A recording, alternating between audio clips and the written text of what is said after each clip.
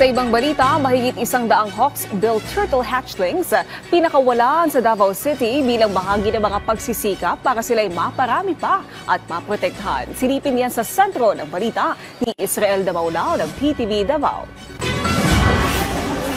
Matapos madiskubre ang nesting sites na mapawikan sa coastal area dito sa Punta Dumalag, Matina, Aplaya, Davao City taong 2013, ginawa na ito bilang advokasya ng isang power company para paluwakin ang layunin nito na makonserba at maprotektahan ang mga pawikan at kanilang mga hatchlings. Itong 6 na Disyembre kayong taon, mahigit 100 na mga critically endangered Hawksbill turtle hatchlings mula sa 11 nest ang pinakawalan sa dalampasigan para mabuhay at dumami pa sa karagatan. Dumalaw rin ang ilang mga bisita sa naturang Kinergy Park, tulad na lamang ng 11 taong gulang na si Jake na first time makakita ng mga pawikan hatchlings.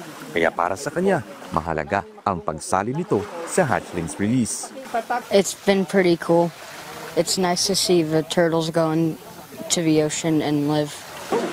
Ito namang magkakaibigan na mula sa isang eskwelahan sa Turil, kasali rin sa lumahok sa naturang aktibidad.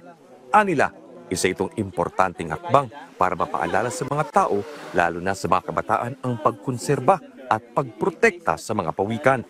I think for me, it is high time for us to save for the pawikans kasi by doing so, we are providing better world for them.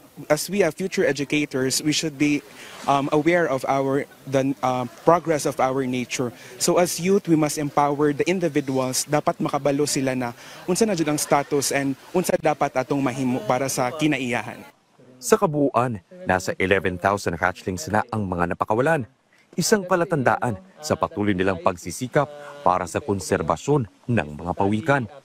Happy ta because ang impact siguro sa to ang effort naagyoy ka na ganing resulta gani. Na-impact ato ang effort na ginabuhat. Because we know, Manggod, as we all know, ang conservation, Manggod, is not just an effort of one but an effort of all. Ang naturang tagumpay hindi rin magagawa kung wala ang tulong ng iba pang mga ahensya at individual na sumusuporta sa naturang advokasya. Daghang tag mga partners nagatabang sa tuana and we are very very thankful sa mga organizations na nagatabang.